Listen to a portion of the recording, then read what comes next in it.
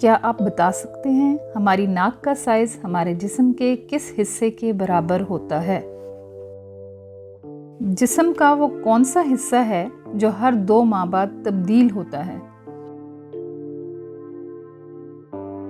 इंसान की खोपड़ी में कितनी हड्डियां होती हैं? वो क्या है जिसे सिर्फ आप देख सकते हैं और कोई नहीं देख सकता? वो कौन सा जानवर है जो जुबान से अपने कान साफ करता है?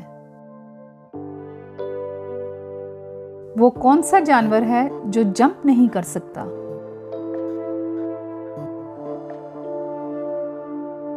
क्या आप जानते हैं कि इंसान एक दिन में कितनी दफा सांस लेता है?